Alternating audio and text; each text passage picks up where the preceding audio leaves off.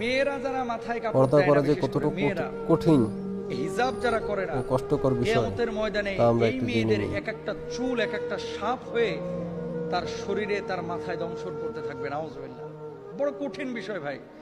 নামাজ পড়া ফরজ, রোজা করা ফরজ, হজ করা ফরজ, যাকাত দেওয়া যেমন ফরজ, পর্দা করা ছেলেদের এবং মেয়েদের তেমনই ফরজ।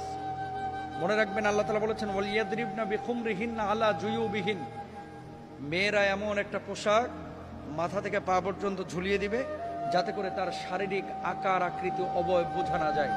আজকে সামান্য একটু ফ্যাশন করার জন্য, নিজেকে জাহের করার জন্য, প্রেজেন্ট করার জন্য, মানুষের সামনে আমার সিল্কি চুলগুলোকে প্রকাশ করার জন্য আজকে আপনি যে পর্দার খেলাফ কাজটা করতেছেন, এই সিল্কি চুলগুলোই কিয়ামতের ময়দানে এক একটা ওই রাসেল ভাইপারের মতো আক্রমণাত্মক হয়ে যাবে। এই চুলগুলো আপনাকে মাথার উপরে দংশন করবে। কেন আমরা বুঝি না? ছেলেরা এবং মেয়েরা দুপক্ষকে পর্দা করতে হবে, চোখটাকে অবনমিত রাখতে হবে। মেয়েদের পর্দা তো পুরো শরীর, আর ছেলেদের পর্দা হচ্ছে নাভি থেকে নিয়ে হাঁটু পর্যন্ত। এই অংশটা যদি এক চুল পরিমাণ কেউ খোলা রাখে, আল্লাহর আদালতে তারা দাঁড়াইতে হবে।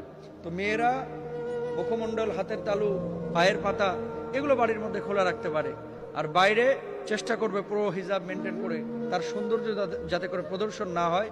ছেলেরাও চক্ষুকে অবনমিত রাখবে, তার লজ্জাস্থানকে ঢেকে রাখবে। এমন কোনো প্যান্ট ছেলেরাও মেয়েরা ব্যবহার করবে না যেটা জড়সড় শারীরিক আকার আকৃতি বোঝা যায়, ফিজিক্যাল স্ট্রাকচারটা বোঝা যায়। এটা সম্পূর্ণরূপে হারাম। আল্লাহ বোঝার তৌফিক দান করুন। মেয়েরা যারা মাথা